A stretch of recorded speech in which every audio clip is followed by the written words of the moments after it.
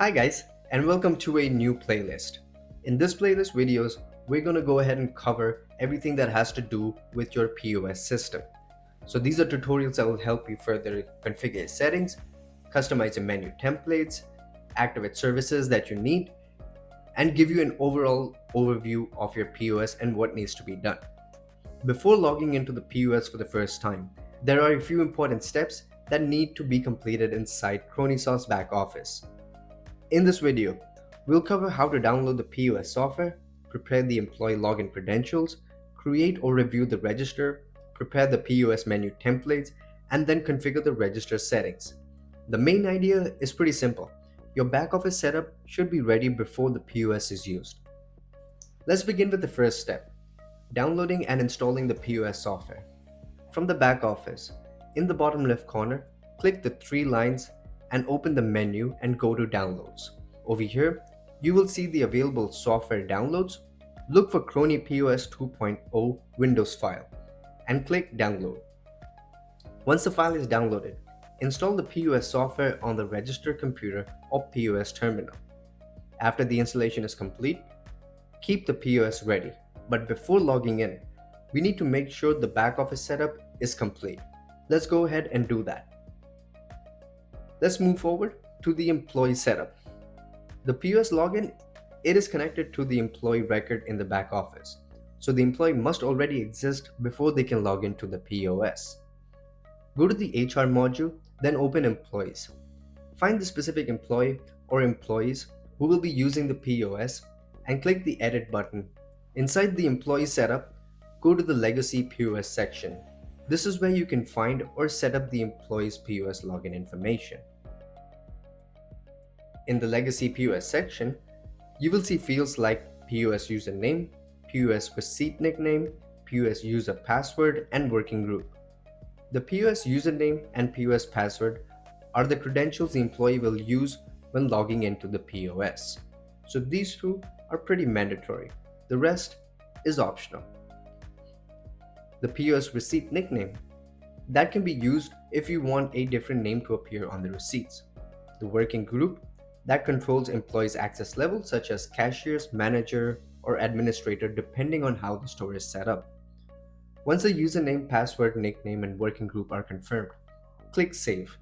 Now the employee login is ready for the POS.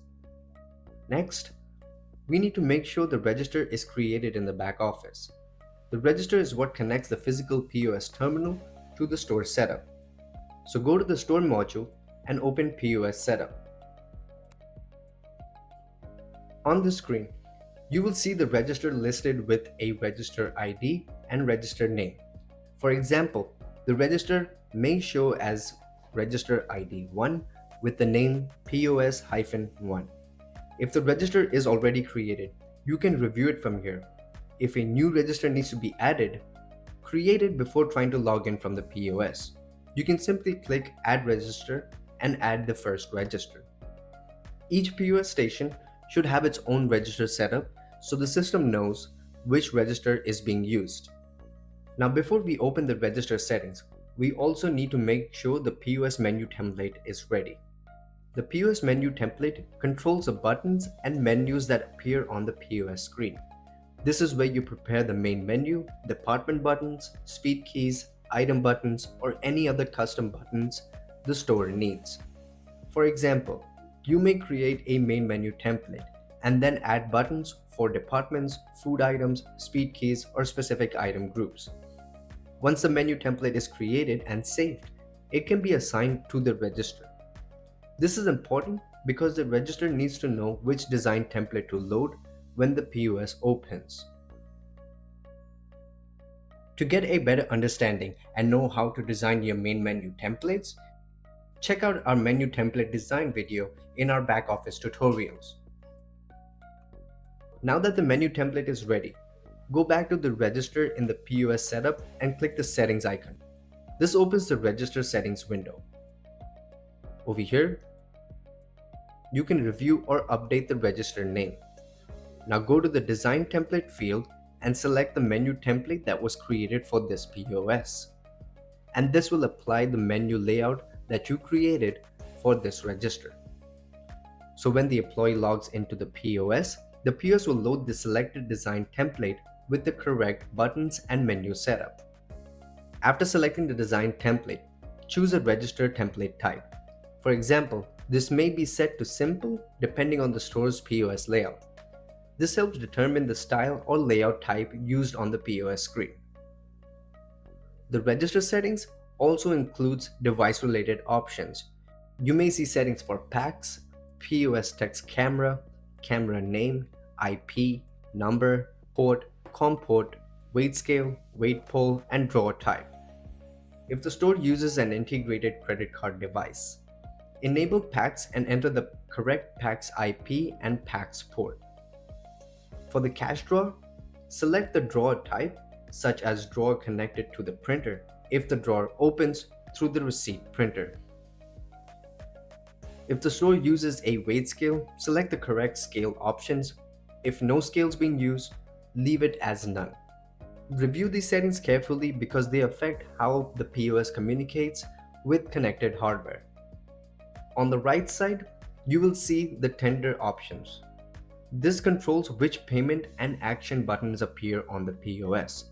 You can enable options such as customers, cash, gift cards, receipts, discount, check, EBT, EBT offline, check price options, wholesales, and other available tender buttons. Only enable the options the store actually needs. This keeps the POS screen clean and makes it easier for cashiers to use and doesn't crowd your whole screen.